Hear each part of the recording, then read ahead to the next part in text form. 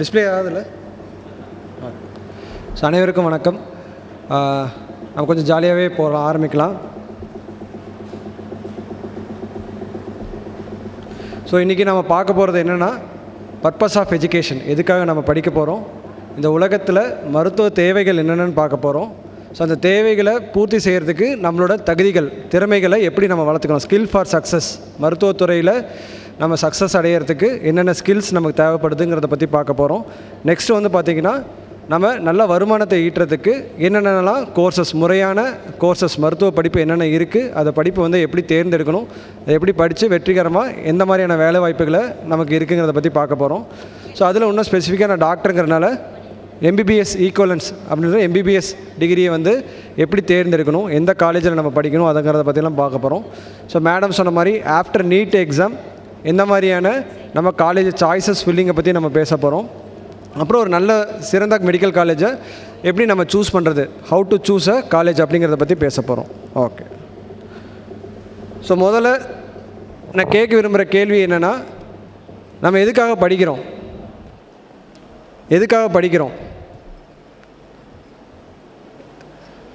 So கொஞ்சம் ஒரு மோட்டிவேஷனாக ஃபோக்கஸாக இருக்கவங்க வந்து சொல்கிறீங்க, என்ன சொல்லுவாங்கன்னா, கொஞ்சம் மெச்சூர்ட் ஆனவங்க சொல்கிறது வந்து பார்த்திங்கன்னா, நம்ம அறிவை வளர்த்துறதுக்கு அப்படின்னு சொல்லுவாங்க. அறிவை வந்து வளர்த்துறதுக்காக நம்ம படிக்கிறோம்னு சொல்லுவாங்க. இன்னும் கொஞ்சம் பேர் என்ன சொல்லுவாங்கன்னா, நல்லா சம்பாதிக்கிறதுக்கு அப்படின்னு சொல்லுவாங்க. நல்ல ஒரு வீடு வாங்கிறதுக்கு, கார் வாங்கிறதுக்கு, வசதி வாய்ப்போடு இருக்கிறதுக்குன்னு சொல்லுவாங்க.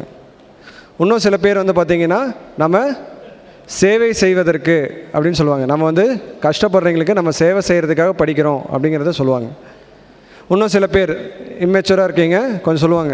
என்னென்னு சொல்லுங்க பார்த்தாங்கன்னா, நான் நல்லா படித்தா தான் எனக்கு ஒரு இந்த மேரேஜ் மார்க்கெட்டில் வந்து பார்த்திங்கன்னா சொல்லுவாங்க, எனக்கு ஒரு நல்ல ஒரு வரன் கிடைக்கும், நல்ல ஒரு பொண்ணு கிடைக்கும், இல்லை நல்ல ஒரு மாப்பிள்ளை கிடைப்பாங்க அப்படின்னு சொல்லி படிக்கிறதுக்காக சொல்லுவாங்க. இன்னும் சில பேர் அமெச்சராக இருக்கவங்க வந்து என்ன சொல்லுவாங்கன்னா, நான் நல்லா படித்து நல்ல காலேஜுக்கு போனால் தான் சார் சொல்லுவாங்க, இப்போ நான் வந்து இந்த மார்க் எடுத்துட்டேன், நான் சொன்ன மாதிரி இந்த காலேஜில் சேர்ந்துட்டேன், எனக்கு இந்த 5 லட்ச ரூபா பைக்கு நீ சொன்ன மாதிரி எனக்கு வாங்கி கொடுத்துரு, நல்ல பைக் வாங்குறதுக்கு, ஆப்பிள் ஃபோனு, இந்த மாதிரி ஃபோன் வாங்குறதுக்கு, சீன் போடுறதுக்கு அப்படின்னு சொல்லி சொல்லுவாங்க. நல்லா வந்து கெத்தாக இருக்கலாம் சார், கெத்து காட்டலாம் சார் அப்படின்னு சொல்லி, நல்லா படித்தா கெத்தாக வாழலாம் சார் அப்படின்னு சொல்லி சொல்லுவாங்க. இன்னும் சில பேர் வந்து பார்த்திங்கன்னா, சார் நான் படிக்காமல் இருந்தேன்னா ஏதோ ஒரு வேலையை வச்சுறாங்க, கடைக்கு போகணுன்னு சொல்லி வேலை வச்சுறாங்க, இந்த வேலை அந்த வேலைன்னு சொன்னேன், புக் எடுத்து வச்சுக்கிட்டேன்னா வீட்டில் எந்த வேலையும் வைக்க மாட்டேங்கிறாங்க சார். ஸோ வந்து அடிப்படையில் நல்லா வேலை செய்ய முடியாது, வீட்டில் நல்லா கிச்சனில் வேலை செய்ய முடியாது, எந்த வேலையும் செய்ய முடியாது. இதில் வந்து நான் எஸ்கேப் ஆகிறதுக்காக நான் ஒரு படிக்கிறேன் சார், படிக்கிறேன் அப்படின்னு சொல்லி சில லேடிஸ்லாம் வந்து சொல்லுவாங்க. ஸோ இந்த மாதிரி எந்த ஒரு உந்து சக்தியால் அவங்க வந்து படிப்பை மேற்கொண்டாலும் அல்டிமேட்டாக இந்த பேஸாக ஒரு விஷயம் இருக்கும். அது என்னது, எதுக்காக நம்ம படிக்கிறோம்?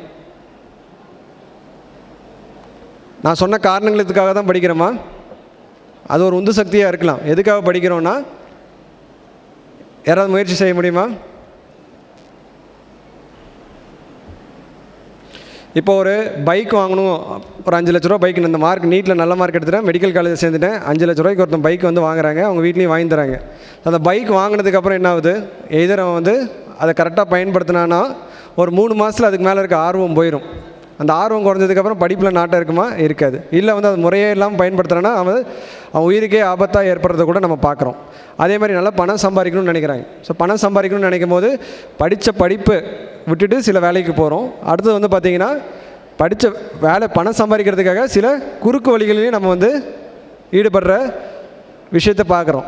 அதே மாதிரி புகழ் அடையிறதுக்கு சார் நல்லா கெத்தாக வந்து ஒரு கலெக்டர் அப்படின்னா எல்லாருமே வந்து எந்திரிச்சு நிற்கிறாங்க சார், எல்லாருமே வந்து நம்மளை வந்து காரை திறந்து விடுறதுக்கு ஒருத்தங்க அப்படிங்கிற மாதிரி ஒரு நிலையை போனதுக்கப்புறம் அடுத்தவங்களை வந்து நம்ம அவமரியாதைப்படுத்துகிற விஷயத்தை நம்ம பார்க்குறோம். நமக்குள்ளே வந்து ஒரு சுப்பீரியாரிட்டி பவர் வந்து ஒரு எக்ஸ்ட்ரா கும்பலாக முளைச்சி சில பேர் வந்து சமூகத்தில் வந்து விரோதமாக செயல்படுறது, அந்த பதவி அடையிறதுக்காக சில குறுக்கோளிகளை போகிறதையும் பார்க்குறோம். ஸோ நம்ம படிப்பு வந்து எதுக்காக நம்ம பயன்பட வேண்டும் அப்படின்னு பார்த்தோம்னா, நம்ம அடிப்படை வந்து பார்த்திங்கன்னா, படிப்பு வந்து பார்த்திங்கன்னா மகிழ்ச்சியாக இருக்கிறதுக்காக.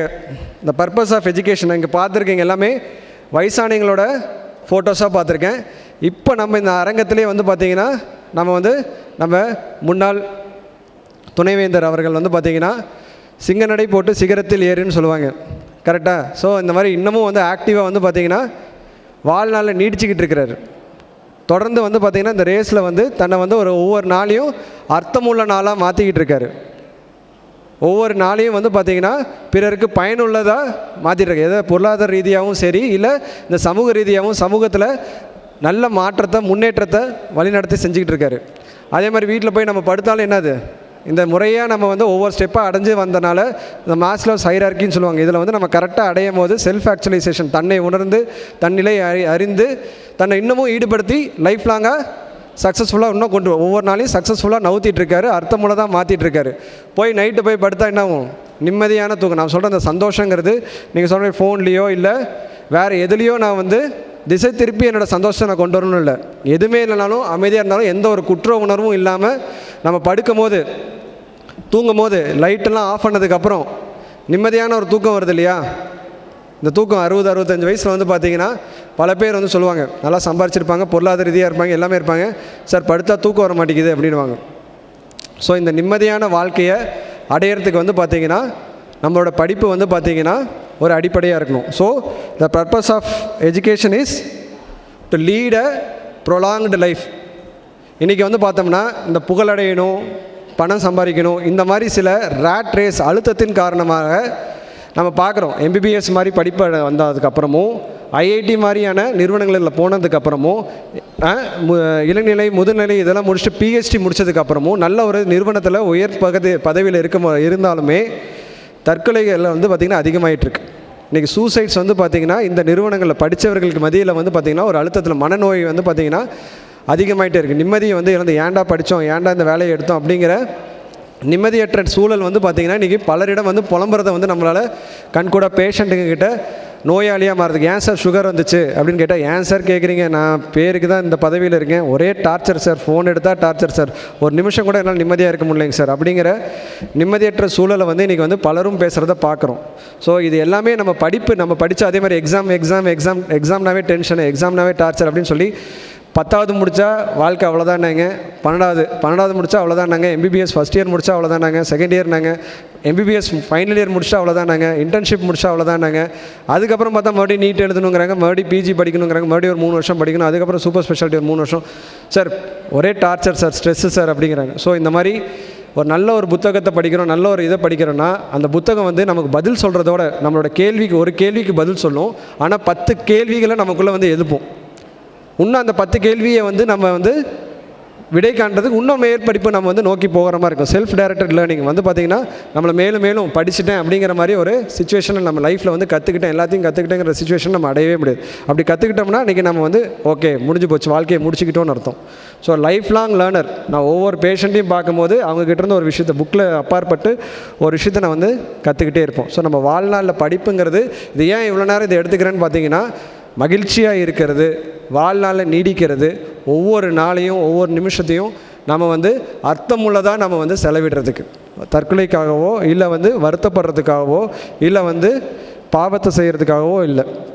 நம்ம வந்து அதேமாதிரி பணம் சம்பாதிக்கிறதுக்காக இல்லை, பணத்தை வந்து எந்த எதில் வந்து நான் செலவு பண்ணுறது, எப்படி சிக்கனமாக வாழ்கிறது, எது வேணும், இப்போ மேடம் சொன்ன மாதிரி எது வேணும் எது வேணாங்கிற முடிவு எடுக்கிறதுக்கு. இந்த இதில் எனக்கு வேணாம், இதில் நான் என்னோடய நேரத்தை நான் செலவிட மாட்டேன், வீணடிக்க மாட்டேன், இந்த இதில் என்னோடய பொருளாதாரத்தை வீணடிக்க மாட்டேன். இன்றைக்கி வந்து சார் வந்து பார்த்திங்கன்னா ரெஸ்ட் எடுக்கலாம்.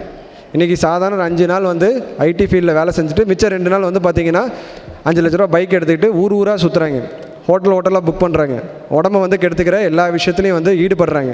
ஸோ அதில் வந்து அதுக்காக நம்மளோட படிப்பு வந்து இல்லை.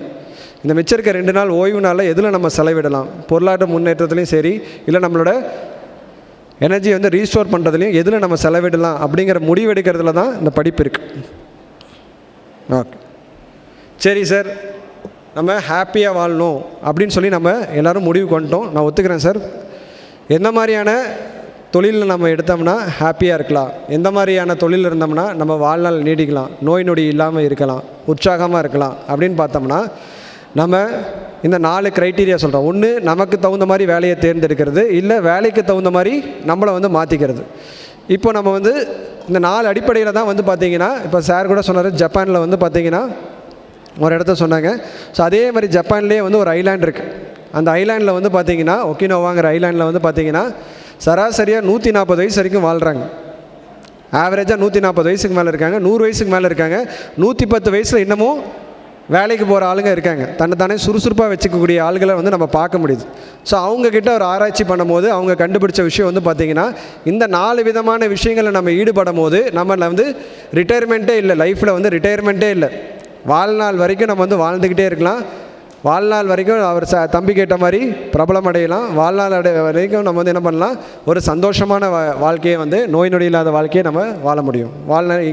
ஸோ அது என்ன மாதிரி வேலைன்னா, வாட் வி லவ், நம்ம எதை விரும்புகிறோமோ அதற்குரிய வேலையில் நம்ம வந்து ஈடுபட்டிருந்தோம்னா நமக்கு மகிழ்ச்சி ஆகும். எனக்கு மனசுக்கு பிடிச்சமான ஒரு வேலையில் நான் வந்து செய்கிறேன் அப்படின்னும் போது வந்து பார்த்திங்கன்னா உங்களுக்கு வந்து பார்த்திங்கன்னா சந்தோஷமாக இருக்கும். ரெண்டாவது வந்து பார்த்திங்கன்னா, வாட் வேர்ல்ட்